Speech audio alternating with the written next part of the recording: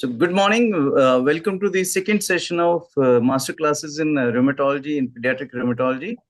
We welcome all the faculty members and the delegates. Today we are joined by Dr. MAHESHWARI Gulati. She is the Professor of Pediatrics at Kalavati Children's Hospital. The session will be taken by her. And we have two eminent persons of IAP, Dr. Lalit Tandon and Dr. Gaurav Gupta, Central IPEB members from Punjab and Chandigarh. We welcome them. I request Dr. Shamina, Secretary, IIP Delhi, to please say a few words. Good morning, everyone. Very warm welcome, Tandon sir and Gaurav Gupta was to accept our request to chair this session. And thanks to Dr. Anu ma'am for considering our request for the today's session. And I think President sir is busy. Something else is trying to join. No. Thank you, Dr. Meena. I think I have joined. Good morning, Dr. Pankaj. Please say a few words. Yeah, Welcome. good morning, everybody. I think Delhi. Good morning, Dr. Pankaj. Hello. Yeah. So we welcome all the delegates, all the faculty on this platform. And we really look forward to very interactive discussion on today's topic. And all of you will be benefited. I think right now there are around 80 candidates, participants on the platform. And Dr. Ajay, can we wait for a few minutes before we go live, or you have already started recording? It's already started. Already started. So over to you, Dr. Ajay, for the introduction. Thank you, Dr. Pankaj. Dr. Lalit Tandon is Central IP members from Punjab. He's running Tandon Children's Hospital in Jalandhar. He's a good friend and had been a very active member of IAP. And Dr. Gaurav Gupta, he is EB member from Chandigarh. He is the tech wizard and he's got a great following on the YouTube. We post lots of YouTube videos. Yeah. So we welcome Dr. Gaurav. And I request Dr. Lalit Tandon to please introduce Dr. Anu Maheshwari. Thank you, Dr. Ajay. It is my proud privilege to chair this academic session, and I am thankful to Dr. Ajay Gupta and team IAP Delhi for providing me this opportunity. Today's topic on juvenile idiopathic arthritis. It is thought to be an autoimmune disease which is triggered by a combination of a genetic and environmental factor. And to enlighten on this very important topic, because we usually come across certain patients with joint inflammation, swelling, pain. So we have a very erudite speaker amongst us, Dr. Anu Maheshwari Gulati. She is MBBS MD from AIMS, and presently she is Professor of Pediatrics in Lady Hardinge Medical College and Kalavati Children's Hospital, New Delhi. She has got large certification of pediatric rheumatology, and she has over 50 publications in various books in national and international journals. And her area of interest is pediatric immunology and rheumatology, autoimmune problems. And she has various current publications in immunological phenomena, COVID-19, multi-system inflammatory syndrome in children, Kawasaki disease in tropics, Kawasaki disease in context of immunodeficiency disorder. Not wasting much of the time, I invite Dr. Anu to start his deliberations. Thank you so much. Welcome, Dr. Anu. Thank you so much, sir, for the kind words. Ajay sir, may I please share my screen? Just a moment. Dr. Gaurav Gupta, our tech wizard, on the future of e-learning modules. Thank you, Team IAP Delhi and Dr. Ajay and Dr. Meena and everyone from the IAP team. I think this is a wonderful platform, and I was in fact telling yesterday to Dr. Ajay himself that you guys are really into learning. Varna Sunday morning, 9 o'clock, you've been doing it for many months and many years now. So I think it's a wonderful initiative, and all of us learn so much from such wonderful speakers like Dr. Anu is going to be talking. Otherwise, it is virtually impossible to get this kind of, literally from the top experts of the country, we are getting the information. And every week, the team IAP Delhi is doing this. This is a really wonderful initiative. And I hope this continues for months and many years. Thank you. Thank you, Dr. Gaurav. Now I request Dr. Anu, please start sharing his screen. Ji, sir. Sir, are my slides visible? I'll just make them. Yes, please make them. They are visible. Okay. Welcome, everyone. Today's topic is juvenile idiopathic arthritis. I will not be going into too much complicated disease process and all that, but I will be telling you about the practical points that you can use in your clinics, and so much so that you should not be missing any cases of JIA when they present to you. Children are a different group than adults. Adult RA, we all know. We have all been growing up in our medical school with typical pictures of rheumatoid arthritis with multiple deformities. But believe me, even in adult RA, that's not the case anymore. We have such wonderful drugs. Even in children with timely diagnosis, most of the children in my clinic are not even having any steroid feces. They are leading their lives. Some of them are national level football players. So with the kind of early diagnosis, early aggressive management, we can really achieve great wonders for these children. And most important is the role that our pediatrician friends who first encounter these children, and even the orthopedic surgeons. I mean, we have a wonderful peds ortho team in our hospital, and they give such a lot of cases to us, and I think we are learning from them and they're learning for us. So without further ado, we are talking about juvenile idiopathic arthritis. So first of all, what is JIA? It's all, we usually say what's in a word, what's in a name. Everything is in a name. Juvenile, that means that it occurs before 16 years of age. Idiopathic, we do not know the cause of it. It is autoimmune, like Dr. Lalit sir said, and arthritis. So it's a juvenile, onset before the 16th birthday, idiopathic, it doesn't have a cause, and there is arthritis. Obviously, it's a very, very heterogeneous group. I'll try to simplify it in my further slides. So these three things are there: unknown, and it has to be chronic. It has to be more than 6 weeks. We cannot say a child with joint pain of 2 weeks is JIA, right? Because why this 6 weeks cutoff is that most of your post-viral, post-infectious, transient, traumatic should get over by your 6 weeks. So only the arthritis that is persisting beyond 6 weeks should be labeled as juvenile idiopathic arthritis.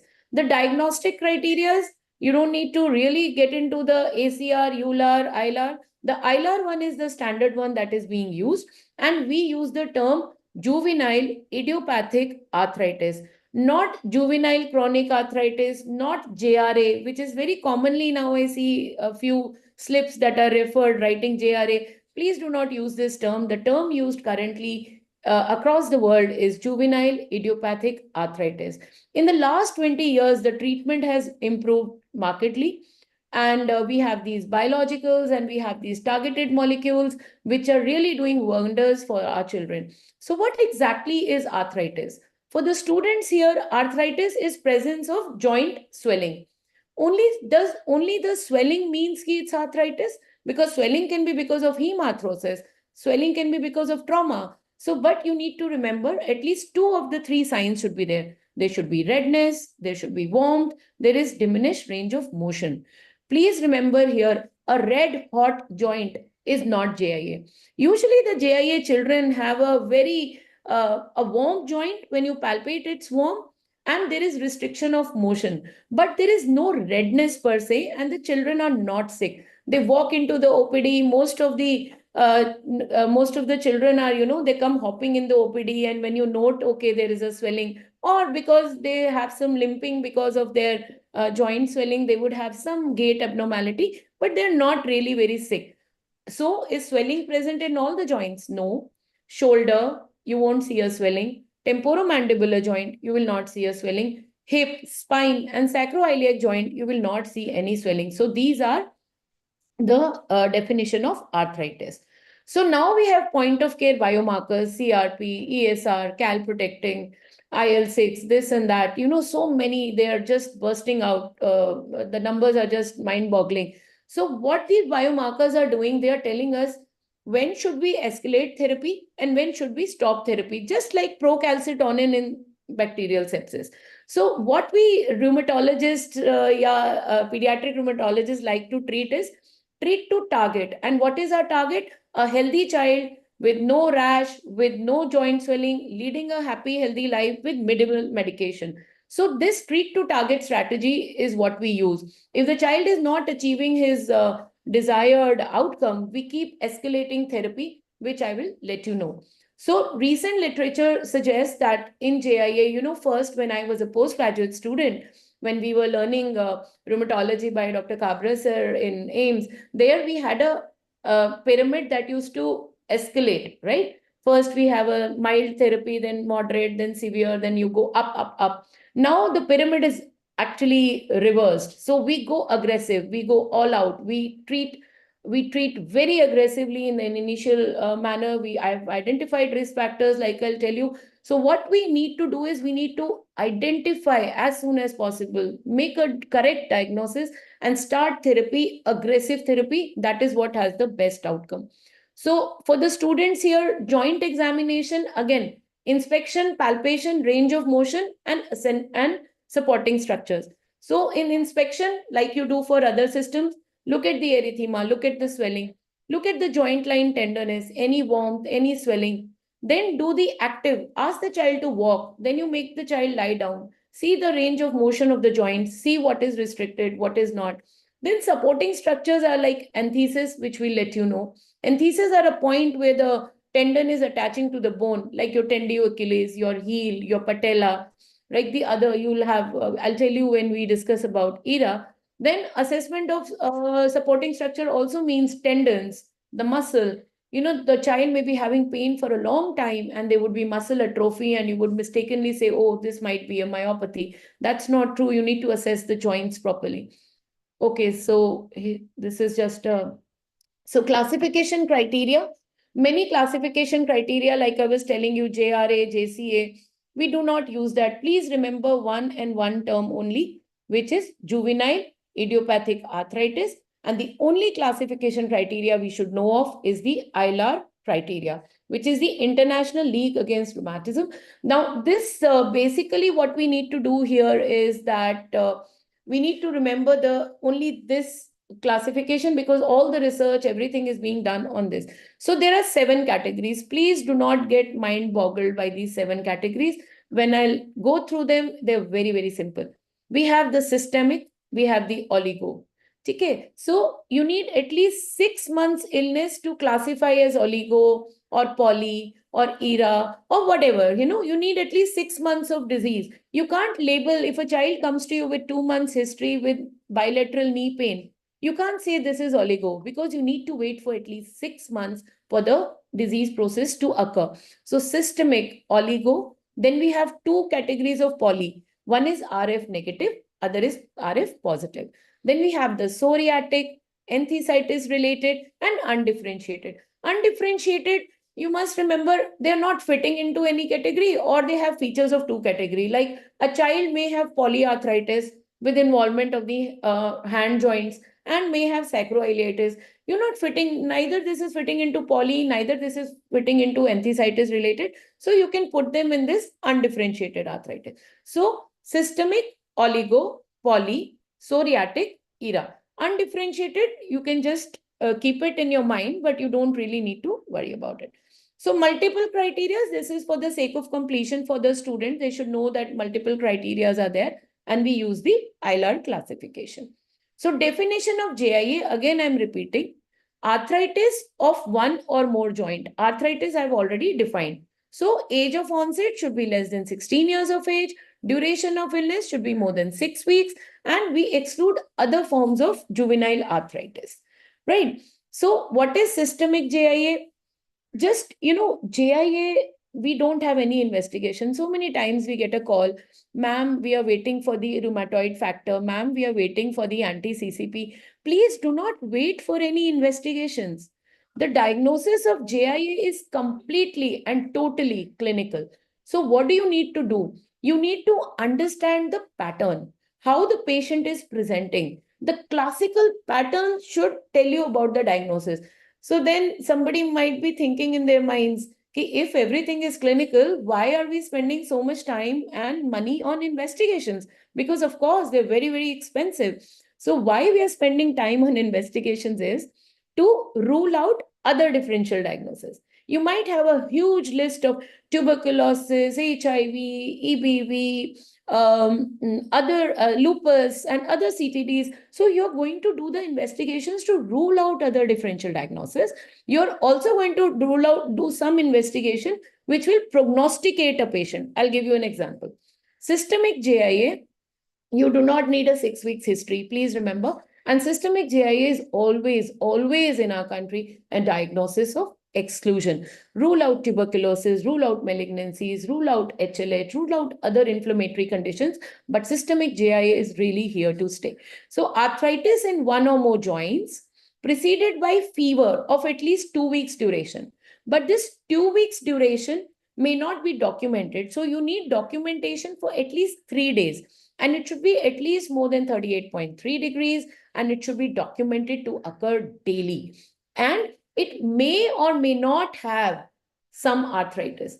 This definition has a sensitivity of only 70% because some of the systemic JIA may not have arthritis at presentation, or they may have had it long time back. Parents may not recall, or they may have it sometime in the future. So systemic JIA is a little tricky. So 2 weeks fever with at least 3 days of documentation with an evanescent salmon pink, rash that comes up with fever and goes with fever, right? So बच्चा febrile होता है, उसके बाद एक rash आता है. The mother will classically tell you कि उसके आर्म पे, उसके पेट पे rash आता है, and जैसे ही fever ठीक हो जाता है, the rash goes away. So we have a rash, we have generalized lymphadenopathy.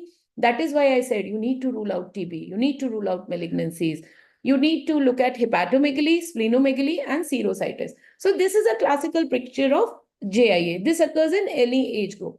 Now, oligoarticular JIA, start imagining a very small girl, maybe 4 to 5 year old girl who presents with asymmetric, predominantly lower limb arthritis, usually less than 4 or less joints in the first 6 months of disease. So these children usually, why are we so worried about them? Because the joint swelling that they have can have joint destruction, you can have deformities, and if you do not give intra-articular steroids and you don't treat in a timely fashion, they can be limb length abnormalities. So 1 to 4 joints in the first 6 months of the illness. Persistent oligoarthritis means that throughout the illness, the child only had 4 joints. Extended oligo means that in the first 6 months, he did have 4 joints. That's why you have labeled as extended, that's why you have labeled as oligo, because 4 or less. But suppose in the 8th month of illness or the 9th month of illness, he develops another new joint. So that is known as extended oligoarticular. Now polyarticular, now you imagine that small girl, now imagine a bigger girl or a bigger boy, maybe a little 8-year-old, a 10-year-old with 5 or more joints. So what do you do when they have? So you do the rheumatoid factor. If it is positive, then you label as RF positive. If it is negative, then you label as RF negative polyarticular JIA. Now, rheumatoid factor is a very interesting investigation. One RA factor is never taken as positive. You need to do 2, at least 3 months apart to say that it is actually RF positive. So these are older children. Dr. Dolly will just talk about the cases. RF negative, RF positive, imagine in your mind, it is like adults. They have symmetric small hand joint and they may have very bad prognosis also. This is a group that needs aggressive treatment, like I'll tell you. RF negative polyarthritis, you have more of asymmetry, and the commonest joint that is involved is the temporomandibular joint. And we really need to look for this joint. We need to treat this joint with intra-articular steroids, and there is a higher risk of uveitis in this age group. Now, enthesitis-related arthritis, please listen to me very, very carefully. Some of you may have a question, ma'am, this patient is also presenting with bilateral, asymmetric, lower limb arthritis. So why isn't it oligoarthritis? A very excellent question. Enthesitis-related arthritis, again, recognize the pattern. It is an older boy, usually more than 8 years. We have seen some children more than 6 years. So it's a boy, right? It's a boy. He would also be having asymmetric lower limb arthritis. Usually upper limb is spared, usually not there, and they may have history of back pain. So you need to ask for the back pain. You need to do HLA-B27 in this patient because it's a boy asymmetric lower limb arthritis, right? So this is not, it's similar to oligo, but it's an older child and he may have HLA-B27 positivity. All right. And uveitis in these cases, most of these children can come with acute uveitis. They will come with eye redness, while the other varieties of JIA will have chronic asymptomatic uveitis, which you will have to look for. These patients will present to you with uveitis. So you really need to understand the difference. And enthesitis-related arthritis is the commonest type of JIA in our country. So an older boy with hip involvement, asymmetric lower limb arthritis, more than 8 years, please do not think of oligoarthritis, think of ERA. Get your HLA-B27, get your MRI-SI joint because inflammatory back pain will be there. The child may come to you with uveitis, so it's very, very important that we actually recognize the pattern. And I think the next is the psoriatic. Psoriatic is not that common. We only have 4 to 5 cases in our clinic. I'm sure we are missing many. See, it will be very arrogant for me to say that we are picking up all JIAs correctly and labeling. Because a lot of times, we had younger boys who presented at 6 years, 7 years. We thought it was oligo, and just later on, we thought, oh, this child is not responding to methotrexate. Then we worked these children up further. So they were relabeled as enthesitis-related arthritis. So please don't think that, we should make the correct diagnosis all the time. You need to make a diagnosis based on the current pattern at which the child is presenting to you. And please always be open to, investigating, seeing how the natural course of the history, like psoriatic arthritis, 2 or 3 of them we labeled as ERA, but they were not ERA because later on the child developed aggressive disease. So it's an evolving process. And there's something in rheumatology we always say is enable the patient, do not label the patient. So we're not really bothered about what we label the patient. We are bothered about how we treat the patient because even the treatment guidelines are not based on what type it is. It is based on what picture the child has. So it's easier for you to remember. So psoriatic arthritis, you may have dactylitis, you may have nail pitting, and you may have a history of psoriasis in a first degree relative. You must remember that distal interphalangeal joint involvement is not common in children. It's common in adults with OA. So if you're getting DIP joint involvement in children, think of psoriasis. Dolly, would you like to take over, beta? Yes, ma'am. Yes, ma'am. Now So, we'll have good the morning. cases, taki we understand the paradigm. Yeah, good morning, all. So, I'll be quickly taking you through these cases so that you have a better hold of what we have done till now. So, our first case is this 4-year-old girl who walks into the OPD with a limp. She is not able to bear weight on the left lower limb and she has swelling of the left knee with pain for the past 2 months. Now, this child has no fever. She is completely active. She is not sick. There is no rash and there is no family history of psoriasis. Ma'am, can you please change the slide, ma'am? Yeah. So on examination, the child has this left knee joint swollen and tender, as you can see. All the other joints are normal. There is no lymphadenopathy, no bony or sternal tenderness. The skin examination is absolutely normal, no hepatosplenomegaly, and no nail pitting. And the rest systemic examination is normal. Now, mind it, when we are dealing with JIA, we need to document all of the joints and it is important to evaluate and document them.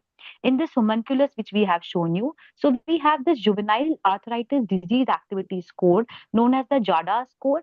Depending upon the number of joints we are counting, it can be JADA 71, which includes almost every joint, then JADA 27 and JADA 10.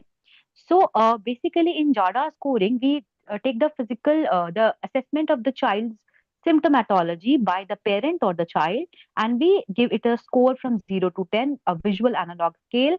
So if a child is comfortable, the score may be 0, and when the child is completely miserable, this score will go as high as 10. The physician also assesses the same, and then we do the active joint count, which will be 71 joints in JADA 71, 27 in JADA's 27, and 10 in JADA's 10. And then we see the ESR as well.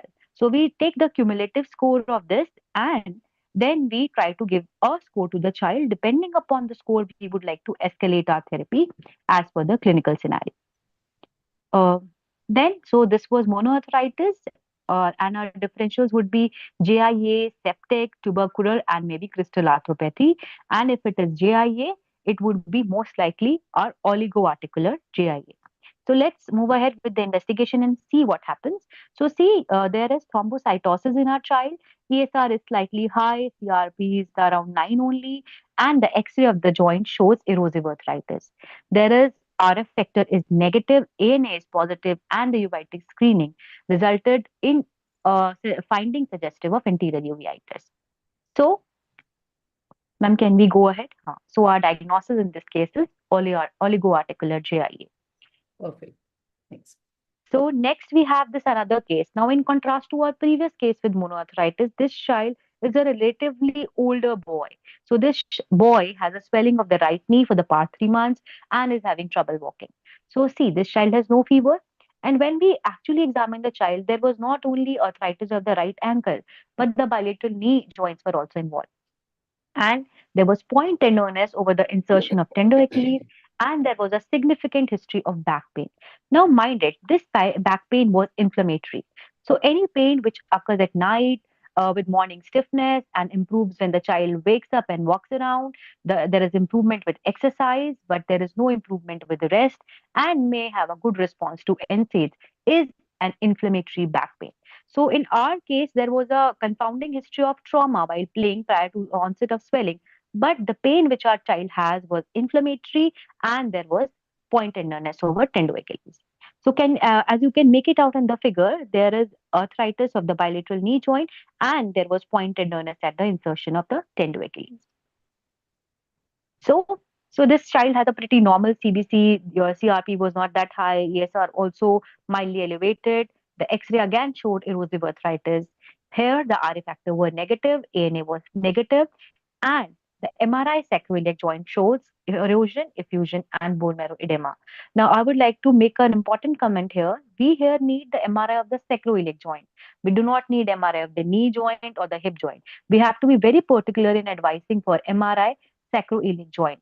And on HLA-B27 evaluation of this child, the child came out to have positive HLA-B27. So mind it, this child is having seronegativity. The RA factor is negative, the ANA is negative. So our diagnosis becomes enthesitis-related arthritis or seronegative arthritis. So let's move on to the next case. Now, this is a 7-year-old boy. Child has limp for past 2 months. There is a positive family history of some dermatological condition in the father, for which he is receiving some topical creams and some therapy with sunlight. The examination revealed left knee arthritis for the past 2 months. And on careful examination further, next slide, ma'am. We can see there are sausage-like digits. There is evidence of dactylitis, and you can see there is involvement of the distal interphalangeal joint as well. And there is nail pitting as well. So I would like to make an important highlight here that if there is involvement of the DIP joint, which is very rare in children, but if it is present, then we should be actively thinking about psoriatic arthritis. So this child was psoriatic arthritis. So you can see the involvement of the DIP and the PIP, the psoriatic lesions and the nail changes in this child. Next, we have this 9-year-old female who had pain and swelling of the right knee, the left ankle, both wrist, and also pain in the hip. So this is kind of an asymmetrical presentation with a chronic history of around 2 to 3 months. And there was also restriction of the mouth opening. So this probably is because of the temporomandibular joint involvement. And CBC showed mild anemia, ESR was elevated. The RF factor was negative, CRP was not that greatly raised, ANA was positive, and the uveitis screening was negative. So as we can see this child, can you make out there is some micrognathism which is very evident in this picture because of the TMJ involvement, and there is some kind of malocclusion of the jaw. So this is RF negative polyarticular JIA. In contrast to this, we have an 11-year-old female. Again, she is an adolescent female with pain and swelling of the all PIP joints of both hand and both knee joints. So this pattern is bilaterally symmetrical in contrast to the previous case. There is no rash, there is no history of psoriasis. Again, the CBC showed anemia, but here the rheumatoid factor was positive, and it was documented to be positive on 2 occasions. The ESR was elevated and there was no uveitis. So now this child is You can make out on the figure as well. There is involvement of the PIP joints, and this child has RF positive polyarticular JIA. So our next case, more, please, Dolly. yeah. So our next case is this 7-year-old male with a long history of fever, pain and swelling of multiple joints, anorexia, weight loss, and progressive pallor for around 6 months. Now, there is a history of a rash which comes and goes with the fever as well. And on evaluation, you can make out that child had pallor, had lymphadenopathy, had hepatosplenomegaly, and tenderness was present at the temporomandibular joint. There was kyphotic deformity and swelling and tenderness and reduced range of motion of the bilateral shoulder joint, metacarpophalangeal joints, and the proximal interphalangeal joints. So you can see in this figure also, there is in the lateral profile, there is the kyphotic deformity which is evident. So again, the CBC showed anemia, neutrophilic leukocytosis, thrombocytosis. We did a bone marrow and rule out any hemophagocytes, any evidence of malignancy. TB workup was done and it was negative. In autoimmune workup, we got both the ANA, the RA factor, and the HLA-B27 negative. So all the serologies were negative and CRP was definitely high. So our diagnosis in this child was systemic onset JIA with cervical ankylosis. Over to you, ma'am. Thank you, Dolly, for a very, very nicely presented cases. See, I hope the students have understood one thing. We have not done any fancy investigations for the diagnosis. Please get this out of your mind that autoimmunity means a lot of money being spent. A lot of effort goes into the history, the examination, putting together the pattern. What is the age of the child? How are the joints involved? How are they evolving? What is the pattern? How does the child look? And only then we should advise investigation, and we must start treatment as soon as possible. See, differential diagnoses are many, and Dr. Dolly has already told us about single inflamed joint. What about if there are more than one joints? If you have a non-deforming arthritis and your x-rays are not showing any erosions, please think of connective tissue disorders like lupus associated arthritis, JDM associated arthritis. And if there are systemic features with joints, we work very closely with our hemat team because a lot of these hematological malignancies can have rheumatological manifestations. So that is very, very important. And non-inflammatory, you can go through your textbooks. I will not go into details. So differential diagnoses are many. While this differential, I want everyone to keep in their minds and take home a message that I'm going to tell right now. That malignancies are a great mimicker of JIA.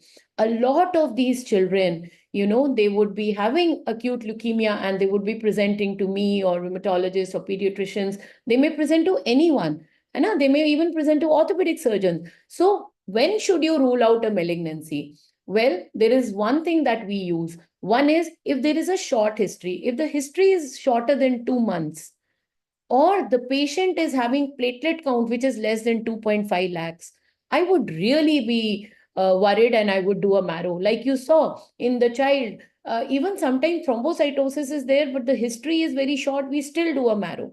Right? There are reports of ALL happening even when the platelet counts are normal. So what do you need to remember? When the child is sick, he's crying, he's not letting you touch. Please remember the JIA children, even the systemic JIA children, if they come early, they are not sick. They don't cry. They're not howling. They are pretty comfortable. They come to your clinic. They come and you think that there's nothing much wrong with them except for the limb pain. So if the child is very, very sick, if there is a severe pallor, if the history is less than 2 months or the platelet counts are less than 2.5 lakhs, please do a marrow, because the drugs that we use methotrexate, we use steroids. They are same drugs being used for leukemia. So be very, very careful before you label as JIA in children, right? So you need to be very, very careful.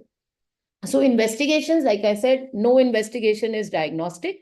The investigations are mainly done to identify a clinical subtype. So you do a CBC, look at the anemia, leukocytosis, thrombocytosis. Thrombocytopenia may be present if macrophage activation syndrome is there. Increased DSR, increased CRP will also help. LFT, KFT, serum electrolytes, you can do that. You should do an ANA. ANA, please do not do by ELISA, by latex, by EIA. Always do it by indirect immunofluorescence, which is the gold standard.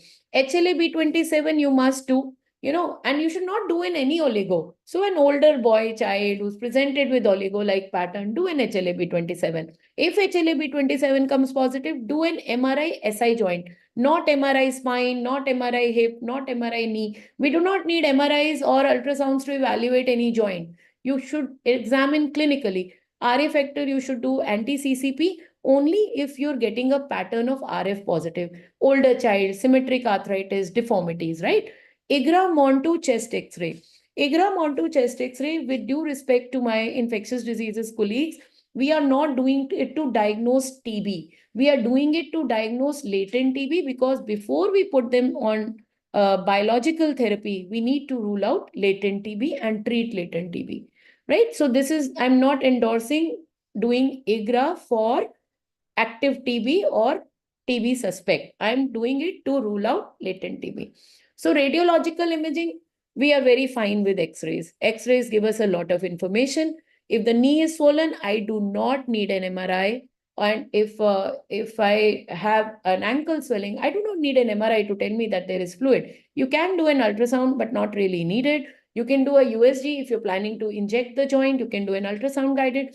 But MRI, please remember, MRI is very, very important. We need it for temporomandibular joint. We need it for sacroiliac joint, and occasionally hip joint or shoulder joint if you need it. But we rarely have done it for that. So ultrasound, okay, you can use it, but not really. We don't do it that regularly. So what is the treatment? Now, see, after this talk, I'm not expecting all of you to really remember what to treat. Two things I want you to understand is that the therapy has to be aggressive. It has to be started early. It has to be tailored to individual patients. You can use the biomarkers to up and down your therapies. And our therapy is always treat to target. What is treat to target? That we are targeting to get a normal child, that we are treating to target a normal child, right? So we need orthopedicians, we need rheumatologists, we need psychologists, we need an ophthal. Our ophthal colleagues have helped us out with treatment of uveitis. So many guidelines have come. Again, the treatment is not like psoriatic JIA treatment. Excuse me. Or poly-RF ka ek treatment. Or sacroiliac ka kuch aur treatment. It's not like that. So the treatment is based on the clinical paradigm. So the first guideline that came was in 2019. I'm so sorry. My throat has gone. So juvenile non-systemic polyarthritis. That means we are not talking about systemic JIA. We are talking about polyarthritis. Polyarthritis किसमें होता है? RF positive, RF negative. So any of the varieties, किसी भी variety में हम JIA की variety याद नहीं करनी. हमें ये याद करना है कि बच्चे को polyarthritis था या नहीं था. Second, sacroiliitis. Sacroiliitis है या नहीं है, या enthesitis. And in 2021, we got the latest guidelines where we got for oligoarthritis, TM joint arthritis, and systemic arthritis. Please remember, adult RA has been there in textbooks since even before I was an undergrad or even I was born. But juvenile arthritis has just, the first guideline was published in 2011. So it is a very rapidly evolving and the guidelines are not perfect. So a lot of times, we take help from each other, we call each other, we have a group of our friends who talk to each other. So treatment, I cannot tell you, okay, do this, do this, do this. These guidelines are there, which I will try to simplify. So polyarthritis means more than 5 joints. It can occur in any subtype. So it's not a treatment of a subtype of JIA, it is treatment of polyarthritis. So what are the risk factors? If the risk factors, anti-CCP positivity, if there is joint damage, or there is a positive RA factor, that means this is a high-risk disease. And when, like Dr. Dolly told us about the JADAs, we do the clinical activity. So if the activity is high, more than 2.5, then, it's a moderate or high disease activity. We don't have mild. There is nothing like mild disease activity. Low disease activity, there is something known as low disease activity, where it is less than 2.5, but 2.5 does not mean ki you gave 1.5 to the child, mother gave 1 to the child, you make it 2.5 and you escalate therapy. No, the joint swelling has to be there before you decide to escalate the therapy. Sacroiliitis, patient who have sacroiliitis demonstrable by an MRI. All right, active sacroiliitis means that there is pain. The patient is reporting an inflammatory back pain. Enthesitis means that there is pain in the ankle, there is pain over the patella, pain over the enthesis, where the tendon attaches to the bone, right? So what are the medications that we use? We use NSAIDs and we use DMARDs. DMARDs are of two types. One is conventional, which is a tablet form, methotrexate, leflunomide, right? So these are the two conventional DMARDs that we use commonly. Glucocorticoids. See, steroids were the mainstay of therapy for JIA, RA, other connective tissues for a very long time. But now corticosteroids are not the crutches that we usually use. We use them very, very sparingly. We usually use topical, like we can use intra-articular form. Intra-articular, we can put triamcinolone, hexaacetonide is strongly recommended. And sometimes when the child has a very high-risk disease, is bedridden, is not able to walk, for the DMARDs to act. See, another thing which I want to tell you is that methotrexate is not going to start in effect in 2 weeks or 3 weeks. It takes total of 3 months for the drug to start acting. So what we need to do is we need to have patience. So having that patience may not work out for the child. So what you need to do is you can use a very short course, bridging therapy in children who are very, very sick, having deformities, are not even able to get up from the bed. Use them very, very sparingly, because please remember, our aim is to hand them over to our adult rheumatology colleagues in an intact manner. They should not be, having steroid toxicity, and most of the children in our clinics don't. Then bridging less than 3 months, whatever bridge you may be using, it should not be less than 3. It should not be more than 3 months. And biologicals we are all very fond of. Not fond of because they work magically, and sometimes they do, but they are very, very costly. The cost is coming down, but the common ones that we use are the anti-TNF alpha, and etanercept is commonly used in our clinic. But if the child has uveitis, we cannot use etanercept. We should go in for adalimumab. So these drugs you can read in your textbooks, but you must understand, whenever the systemic polyarthritis is coming, you first should try conventional DMARDs. Please do not jump to biologicals, because starting initial biologicals is a very gray area of research. Even in the Western guidelines, they do not recommend initial biological therapy in any child. So you must start with your conventional DMARD, start with methotrexate, give your bridging steroids, use intra-articular steroids. Only if the child is not responding 3 to 6 months, or he has a very high-risk disease, then you should go in for, or the child already has deformities, then you can one-on-one, you can decide with the parent, with your PMR specialist, with your ortho specialist, whether you want to go in for initial biological.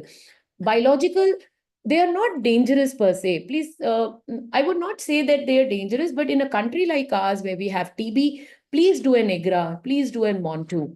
Rule out tuberculosis. If the tuberculosis has been completely ruled out, you may start with etanercept if there is no uveitis. If there is uveitis, you go in for adalimumab. Combination biological is a little tricky, and you should definitely talk to a rheumatologist before you go in for it. So initial therapy, like I said, DMARD, use methotrexate. You can use orally, you can use subcutaneous. The dose is 20 milligram per meter square. And patients with risk factors, even in patients with risk factors, you must start with methotrexate first. And do not be hesitant to give an adequate dose.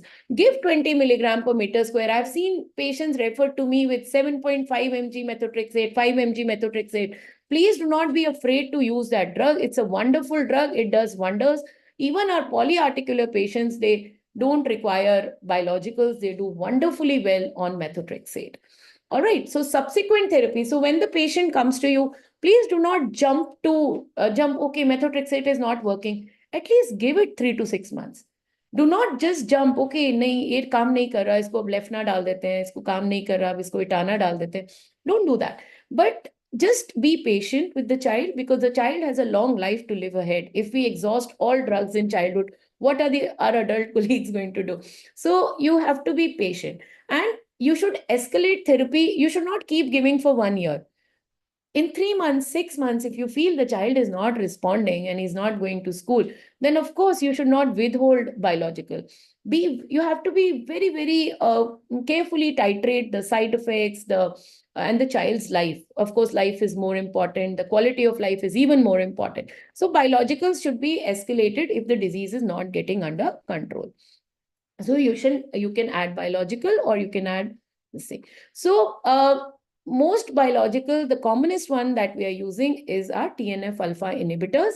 The commonest one that are easily available are etanercept, which is a receptor based, and we have adalimumab, which is antibody mediated. So another thing is that etanercept needs to be given subcutaneously. For systemic polyarthritis, the new RCT had come, and it has recommended that we can use small molecules like tofacitinib. Tofacitinib is being used very well in adult RA. So we also use it, and the doses are available in the textbooks. They're also available in UpToDate. But please always check the weight of the child. Always rule out latent TB before you give biologicals, including JAK inhibitors. It's not like tofacitinib, you give without checking for latent TB. Please, please do an X-ray, do a IGRA, do a MONTU. Very, very important to do that. So sacroiliitis, another thing, sacroiliitis, there is no role for methotrexate. Please do not use methotrexate for sacroiliitis. If the child has sacroiliitis, child has ERA, there is no role for methotrexate. You should use sulfasalazine for peripheral arthritis. If the patient has sacroiliitis, you should go in for biologicals. We usually go in for biologicals, etanercept if there is no uveitis, adalimumab if there is uveitis. And they respond beautifully. And some children who cannot come for an injection, we have also started using tofacitinib with excellent response. Initially, when we did not have biologicals at our disposal, we were using sulfasalazine even for sacroiliitis. And we are in the process of publishing a paper where around, I think, 67% of our children with sacroiliitis did respond to sulfasalazine. So please do not write off sulfasalazine that it doesn't work. You can try it initially by the time you're working up for biologicals. Don't deny the patient treatment. Whatever treatment is available should be started soon and aggressively. Right? Glucocorticoids, the rule remains the same. Use it very, very sparingly. Use it in a bridging form.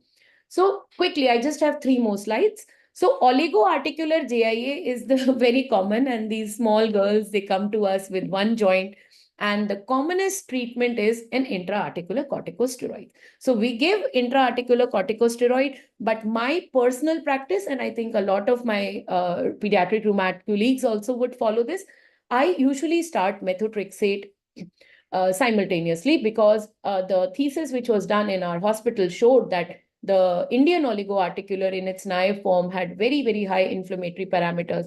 We had done it on calprotectin. So we use oligoarticular, we use methotrexate. So our practice is to give an intraarticular, start methotrexate. We have seen the results are quite better. Then temporomandibular joint, please be very, very careful. You need to assess the temporomandibular joint as soon as possible, because it will lead to malocclusion, oral hygiene problems, and of course the appearance. You saw the picture of the girl, right? So what you can do, you can give NSAID, you can give intra-articular corticosteroids, you can try methotrexate, but it really doesn't work. You might have to give biologicals in these children. And systemic JIA, Yeah, the guidelines say IL-1, IL-6 inhibitors. IL-1 inhibitor is the anakinra, canakinumab, not freely available in our country. IL-6 is the tocilizumab. Again, little expensive, not really easily accessible. But how do we treat? We are still using pulse methylprednisolone along with methotrexate, along with etanercept. We combine, we use tofacitinib. So basically, these are the guidelines because they are given in the guidelines. That's why I'm telling. But the guidelines have said not to use the steroids as first line. But I think that in India, we have a long way to go. We still use pulse corticosteroids. And when mass is there, we also, how we treat masses, we do IVIG, 2 grams per kg over 24 hours. Then we give 5 pulses of methylprednisolone. We add cyclosporin, and then we see how it goes. Because mass is an emergency, we should not be dilly-dallying and not giving steroids and trying to procure IL-1, IL-6 inhibitors. But I'm sure in few years, we would be having these drugs also at our disposal. Again, last slide, uveitis screening, very, very important. We usually send our children 3 monthly, regardless of the subtype, to our ophthalmologist because our patients are a little, basically, we cater to the lower socioeconomic status. So it's easier for them to remember if I tell them every 3 months, go and get your eyes checked, because the chronic asymptomatic uveitis will suddenly lead to blindness and you will not be able to do anything. So you need to screen. And the treatment is done as per the ophthalmologist. We don't really, and another thing which you need to remember is if the patient is having uveitis, please do not give etanercept. Please do not give etanercept if the patient is having uveitis. Thank you so much for patient hearing. I hope I'm able to, JIA is a very complex topic, and I just want from this talk that you should be able to know the clinical paradigm and at least understand the pattern, make an initial diagnosis and stepwise therapy, and monitor the disease activity. Thank you so much for the patient hearing. Thank you, Dr. Anu, for excellent presentation. You have made this subject quite simple in understanding. Thank you, sir. My one question is, what is the lighter risk of developing rheumatoid arthritis in these children? Yeah.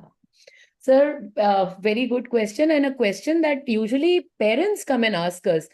In most of these, like RA factor positive polyarthritis, most of these children require lifelong and they develop adult-like RA. But in the rest of the subtype, we are able to stop and the children do go into remission. Oligoarticulars are no problem. They resolve, they are doing fine. Enthesitis related arthritis with spondyloarthropathy, they go into adulthood with the disease. And I would say around 40% of the RF negative polyarthritis, sir, they also go into adulthood with this disease. So it would depend, and psoriatic again, sir, is lifelong. So it would depend on the subtypes. A good prognosis, even systemic JIA, sir, a lot of them, around 60% of them, we have been able to stop the drugs and they have not had any problem in our clinic. Like we have around 500 patients in our clinic and we have been following them up for last 9 years.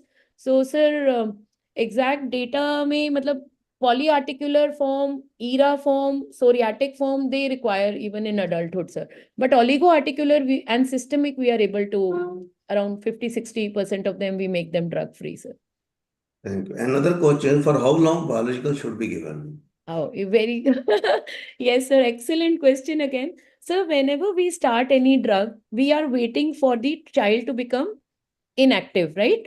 Yeah. So when the child becomes inactive, we say that he is clinically inactive disease. So clinically inactive disease for 6 months, we start tapering. तो sir जैसे कोई बच्चा इटानासेप्ट और methotrexate पे है और 6 महीने से बच्चा बिल्कुल स्टेबल है, उसका जडास ठीक है, उसका ESR ठीक है, बच्चा ठीक है, तो हम क्या करते हैं सर, इटानासेप्ट जो हम वीकली दे रहे हैं उसको 15-15 दिन पे कर देते हैं 3 महीने के लिए, फिर उसको मंथली कर देते हैं 3 महीने के लिए, फिर हम बंद कर. Am I audible, sir? No, you're audible, Dr. Anu. We have audience from all over India, so please use Okay. English. Sometimes Oh, they right, don't sir. understand. Okay, sir. Sure. I thought, no, sir, no problem. I'm more comfortable in English anyways. So what we do is, if the patient suppose is on etanercept and methotrexate to begin with, He's stable for 6 months. His disease is fine, right? His ESR, CRP is completely fine. The child is fine. So what we do is this weekly etanercept is made into every 15 days for 3 months. Then we make it monthly for 3 months, and then we take it out. If the child continues to do well for another 3 months, then we make methotrexate, sir, weekly, say every 15 days. Then we make it monthly, we take out slowly. And sir, we are able to taper all the drugs in 40% of these children. But 50 to 60% of them will have a relapse. And relapse will not happen soon. Like if you omit methotrexate action remains for at least 3 months. So they would come with the disease. So then what we do is we go back to the last dose that the patient is stable on, and we continue with that. So the child remains on minimal drug in which he's able to lead a good life. But sir, some of these children, they need even for life also biologicals. It would depend from patient to patient. One more question. Okay. You have mentioned before starting biological, we should rule out latent tuberculosis. Yes, sir. Any vaccination mandatory before starting this biologicals? Sir, what we do in our clinic is I advise the children, like I'm thinking of biologicals, right? So we start thinking 6 to 8 weeks prior that, okay, this child is not responding, probably he would need biological. So we start doing IGRA, MONTU, and I also tell them to get their Hib vaccination, pneumococcal vaccination, and influenza vaccine every year, because these children are going to be prone for opportunistic infections. So, sir, that we usually do, and we advise the patients. Thank you. Thank you, ma'am. Thank you, sir. Thank you. Any questions? Ma'am, there are some questions in the chat section. Right. The first question was... Before that, Dr. Gaurav, any comments? Yeah, I really enjoyed the session, Dr. Anu. It was fascinating. Thank and you, really found it very interesting. I had a simple query actually. Like, as a general practicing pediatrician, what would you recommend? What kind of clinical indicators we can use, or even lab indicators, to decide that this child we can try to manage at our own disposal, at our own setting, and which child would we want to be referred to a pediatric rheumatologist, especially for people who are in the periphery where a pediatric rheumatologist is not easily accessible? Absolutely, sir. Excellent question, sir. I feel that you can, first of all, there has to be a awareness about diagnosing, sir, because most of these children, they do not come to pediatricians. They go to orthopedic surgeons, and at least in my hospital, the orthopedic surgeons are so good that they involve me the moment the patient comes to us. So most of the time when they would come to you as a pediatrician, they would already have deformities, sir. So if a child has polyarticular disease, has complications, is having hepatosplenomegaly, lymphadenopathy, the child is sick, like in systemic pattern, sir, I don't think we should manage. We should send to pediatric rheumatologists. But sir, what we do is we manage, we stabilize, we write a plan, and then we send them back to the hospital that they're coming from. Like we get a lot of patients from ESI. So sir, जैसे systemic onset JIA patient comes, we would manage the mass, we would make them stable, we would put them on methotrexate and ask them to come to us every 6 months and continue follow up in ESI. So sir, oligo-articular, if you're comfortable in putting intra-articular injections, you can manage that. But sir, have some pediatric rheumat colleague which you can do telemedicine with. So a lot of my residents, some who are working in the peripheries, what they do is, like even in Kawasaki disease, some vasculitis, lupus, they send me pictures, they send me investigations, and we are able to manage telephonically also. So sir, you can take a call. It's little difficult, sir, because oligo disease is also going to be complicated. Uveitis can be there, and limb length deformity might be there. So it's a team effort, sir. Dr. Gaurav, COVID has taught us telemedicine nicely. मैं वही कहने वाला हूँ कि yes. So we need to have a telemedicine. So we use it like in COVID time, we had this e-Sanjeevani of the government, and me and 2-3 of my colleagues were part of that. So a lot of my clinic was running on e-Sanjeevani. So the patients used to come, take that. They knew I would sit on Wednesdays. So on Wednesdays, they would, come online and show their parchas ki, okay, ma'am, ye aise hai, waise hai. They would complain and then we would advise them to come. So you can manage that on telemedicine, sir, but in rheumat, it is a little difficult. Just say, I'll give you an example, sir. In systemic onset JIA, it's very difficult to assess the sickness until you see the child. So it would depend on the type of, I would be comfortable giving the drug to an oligoarticular or an ERA patient, but I would not be comfortable treating systemic onset JIA over the telemedicine, sir. So it would again depend from patient to patient, sir. The patient should be in a hospital locally and then they can consult. Yeah, The doctor yeah, of course, sir. That can be done. That can be done. Anytime, sir, I am available. You can give a call. You can, we'll just see the patient, write the plan and send it back to you. Thank you. Yeah. Thank you. Thank you. Dr. Dolly, there are some questions in the question answer box. Yes, sir. So, ma'am, we had some pertinent questions in the Q&A section. The first was how to proceed with isolated acute joint pain with no other systemic symptoms. Okay. See, there is a difference between joint pain, which is arthralgia, and joint swelling. So, arthralgia has to be managed in a different fashion. First of all, you need to establish whether there is arthritis, which I had told in my presentation that arthritis is a swelling of the joint associated with warmth and restriction of motion. So, only if arthritis is there, then you should be venturing into JIA or anything. Arthralgia per se can be managed by our general pediatricians colleagues. We can do maybe and look for anemia, look for other musculoskeletal. And the commonest cause of arthralgia is a benign hyperextensibility of childhood. So every pediatrician should be knowing few tools, which are, one is a Beighton score, and another is a PGALS examination. Because of lack of time, I did not go into that. But PGALS is a screening tool to see whether there is any musculoskeletal issues you can refer.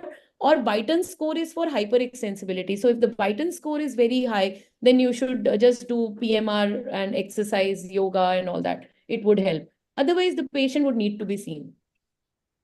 Very Dr. well said, Pankaj, ma'am. Is saying something. Dr. Pankaj wants to say something. I think thank you for a very interesting lecture, Dr. Anu, and thank you, Dr. Gaurav and Dalit. I have very simple questions. I'm a neonatologist. I don't do much of pediatric rheumatology type of work, but my general understanding that these children who have JIA, over a period of time, they continue to behave like juvenile idiopathic arthritis, or once they become adults, their pattern changes, they become like adult disease, their treatment changes. Or so how long they continue treatment, or is the treatment different if you start in infancy or children and then go ahead, or it is like an adult? Sir, like I said, there are 7 varieties of JIA, right? There are Yeah. 7 varieties. The oligo-articular variety and systemic variety, we are able to usually stop the drugs in about 50 to 60% of the patients, while the rest of them will require lifelong care, and we do transition them to our adult colleagues, and then they start behaving like adult patients. The polyarticular patterns, sir, especially the RA factor positive, they exactly behave like adults and they continue to have similar disease activity even when they are adults. So they need care lifelong, sir. They need drugs also lifelong, like in adults. Polyarticular RA factor negative JIA, some of them we can stop the drugs, but sir, some of them will require drugs into their adulthood. Every patient will behave differently, sir. But oligo and systemic, and some patients with ERA who do not have sacroiliitis we will be able to stop the drugs and they may not require in their adulthood, sir. The prognosis is a little better than the adults, sir. Another question is that as a pediatrician, we are very scared of biologicals. If some child is on biological and they come to you for your regular follow-up, and he gets a upper respiratory tract infection, or he gets some diarrhea, some disease. So is the management of a child who gets a common infection which come to a pediatrician, and the child is on some drug modifying drugs, should the management be same, or you should be scared, or you should be doing something extra? So we should never be scared because biologicals are very, very safe. We have been using them for last 6 or 7 years now, and I have not seen a single case of reactivation of TB because we have a very, very strong protocol for treating latent TB and screening for latent TB. But sir, you are very right about the infections. If the child comes to us with cough and we feel the child is a little sick, we do start antibiotics. We are more scared. We admit these children and we treat them like any other immunocompromised child. But sir, except for maybe rituximab, the other biological children, they don't usually come sick, sir. After Ritux, they may come to be quite sick. But otherwise, sir, they're pretty okay. Yeah. Thank you so much. I think it was a nice session, and I'm sure all the questions will be answered. Thank you. Hanji, sir. Thank you so much, Dolly, there are a few more questions. Dolly? Yes, sir. So, sir, one question was, if we wait for 3 months for methotrexate to act, then what can we do to stop for progression of the disease? See, like I told you, methotrexate will be started in all types of polyarticular JIA. If the patient is very sick, if he has developed deformities, if the child you feel is going to be a high risk case, you can use bridge corticosteroids. And bridge corticosteroids is 1 to 2 mg per kg of prednisolone. You give it for 2 to 3 weeks and you taper it slowly over 3 months. Whatever it is, see, steroids are not the crutches. Methotrexate will start working. See, peak action will be at 3 months, but methotrexate will start working in 3 to 4 weeks. So you can give bridge corticosteroids in the meanwhile. You can use, suppose if the knee, if in oligoarticular JIA, you have 2 joints, maybe you can inject corticosteroids. You can give triamcinolone in both the joints and then give methotrexate. Start your physical therapy. But if the child is already having deformities, you will have to give bridge corticosteroids. Thank you, ma'am. Then another question was asking about the specific prognostic points to be discussed with the parents for the long-term complications. Yeah, see, there is not a single answer for this. Like I have told previously also, in oligoarticular JIA, you would be pretty okay with the parent, no, that they will be fine. Most of them, we will stop the drugs. They will not require long-term drugs. While in polyarticular RA factor positivity, if there is joint damage, if there is anti-CCP positivity, or if on an MRI, the sacroiliac joint is really destroyed by the time they come to us, or systemic JIA with macrophage activation, they all have different prognosis. So there is not a particular point that you can tell. It is the subtype, and if the severe disease is there, then obviously the prognosis is going to be bad. Another thing, like oligo, we should not think that it is a benign disease, because oligoarticular has a very, very high risk for uveitis. So if you don't screen for uveitis, the child can have blindness. So it would depend on the subtype. It would depend on the seromarkers, and it would also depend on how child behaves on drugs. So it's not one particular disorder. It's not particular one ki CRP bada hai to kharab prognosis hai, ya HLA-B27 positive hai to it's a bad prognosis. It's not like that. Okay, ma'am. So we have only one last question. Yes. And that is, should we wait for 6 weeks for any joint swelling for an investigation? See, 6 weeks cutoff is random. EULAR says 3 months. So 6 weeks is a random cutoff for a child who you're thinking is going to have JIA. But if a child comes to me in 3 weeks' time, Dolly, most of the time you have also seen in our OPD that we write evolving JIA, right? Evolving Yes, JIA, ma'am.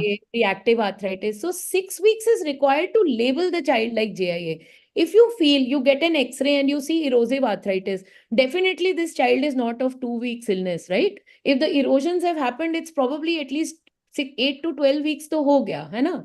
If the erosions are there. So you would get an X-ray, you would do a CBC, you would do a CRP. You can try giving NSIDs, give naproxen, indomethacin, depending on what is the age of the child. And because if it is JIA, it is not going to completely go away with NSAIDs. But if it is a reactive, post-viral or other causes, they may become okay by 6 weeks. So you can do that. You can start working up, give NSIDs and see. Because 6, otherwise, no, you will be labeling a lot of post-viral arthritis as JIA, which is not correct. Dr. Meena, sir. Thank you so much, ma'am. Yeah. Sir, please unmute. Dr. Dr. Shyam, please unmute. Thank you, Professor Anu. Such an excellent presentation and very informative talk. I think all participants definitely get the benefited by this session. I have the small query because you said that the follow-up is very important. Yes. What are the things, what type of the biomarkers you advise along with clinical parameter during the follow-up? Because the patient doing the investigation in the periphery, there the facility of micro ESR quantitative CRP might be not available there. Sir. Absolutely. Dr. Shyam, we are not doing many biomarkers on follow-up. Most of this, like in JIA or JDM or lupus, we are doing the clinical disease activity score.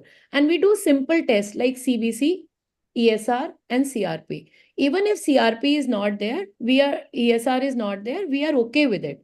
Sometimes, because see, if the child is well, if the child is clinically well, the reason for me to stop drugs or taper drugs is a clinical remission, right? Clinically inactive disease. The child should be well.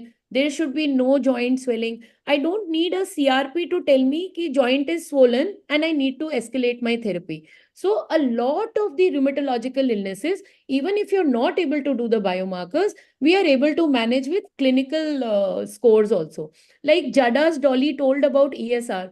If you're not doing JADAs, you can do clinical JADAs. You don't need to do ESR even. You ask the parent how the child is. You tell how the child is, and you count the number of joints, and you can escalate your therapy. So biomarkers, I would not be really interested कि बहुत ज़्यादा role, not too much of a role in escalating and de-escalating therapy. And second thing, what about the step up and top down concept, especially in the advanced disease like you said systemic, because nowadays aura is biologics. Oh, Because yes. everyone says that the disease is severe, that you should treat aggressively with the biologic, then you can come down.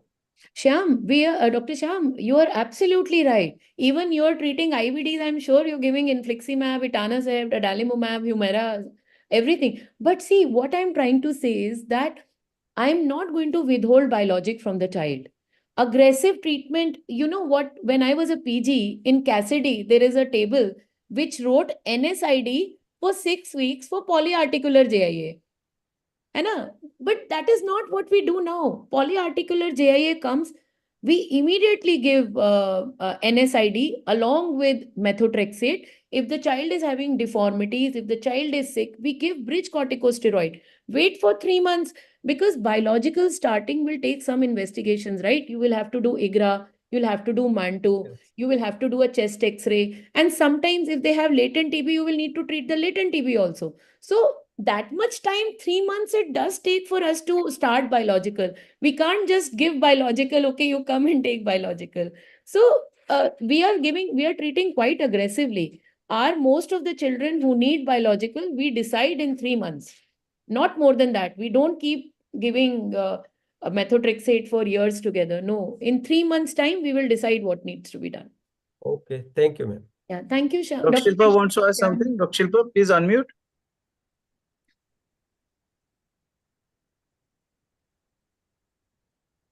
You wanted to ask something, Dr. Shilpa? You're not audible. Yeah. Can you please write your question? I've written my question.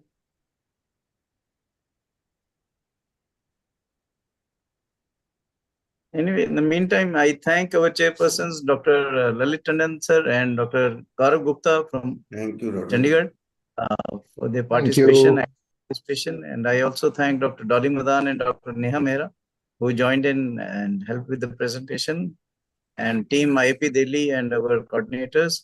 And we are especially thankful to Dr. Anu Maheshwari for coordinating the whole program and today's session. It was really wonderful program.